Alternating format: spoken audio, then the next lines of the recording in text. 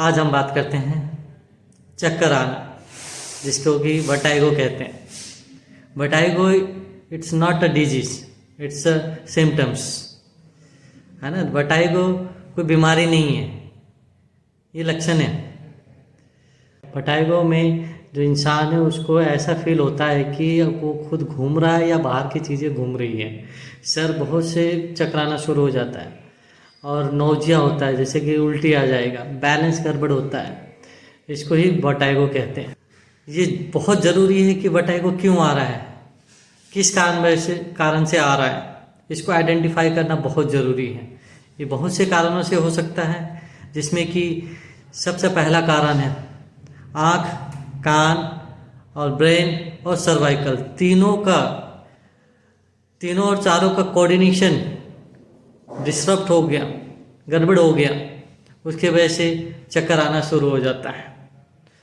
दूसरा, किसी का हेमोग्लोबिन कम हो रहा है, तब भी हो सकता है।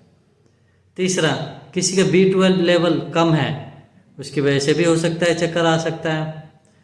किसी का पेट अपसेट है, उसकी वजह से भी हो सकता है, नोजिया वाली फीलिंग हो सकती है। कुछ गड़बड़ खा लिया, अपच हो गया, इंडाइजेशन हो गया, है ना, तो उसकी वजह से भी चक्कर आ सकता है।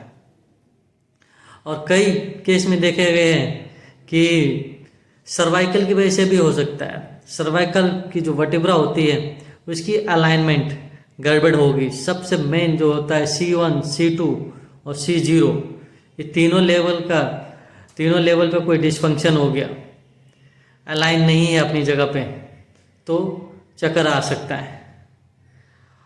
और ब्रेन में कोई दिक्कत है तब भी चक्कर आ सकता है। और कान में दिक्कत है, इनर ईयर में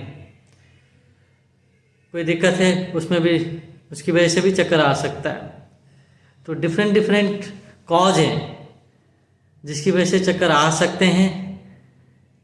इसलिए सही गाइडेंस लीजिए, वर्टाइगो से डरिए मत, डॉक्टर के पास जाइए और सही डायग्नोसिस करा के ही ट्रीटमेंट शुरू कीजिए। कई केस में पाया गया है कि जो कान की वजह से है या गर्दन की वजह से या सर्वाइकल की वजह से या ब्रेन की वजह से हो या आंखों की वजह से हो, किसी भी कारण से हो, सही डायग्नोसिस ना होने के कारण पेशेंट जो है सफ़र करता रहता है। कई पेशेंट हमारे पास आए हैं कि मेरे को जब हम बेड पर लेटते हैं या लेट के उठते हैं तो चक्कर मेरे को आता है।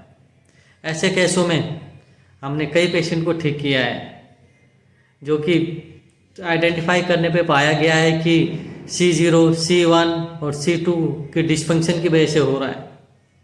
तो हमने उसको करेक्शन करने के बाद बहुत हद तक रिलीफ मिल गया। तो सही डायग्नोसिस करवाइए और ट्रीटमेंट शुरू करवाइए। वर्टाइगो डरने वाली बात कोई नहीं है, ये जल्दी से जल्दी ठीक हुआ जा सकता है, इसलिए टेंशन मत लीजिए। अपने डॉक्टर से सलाह करके ट्रीटमेंट शुरू करवाइए। धन्यवाद।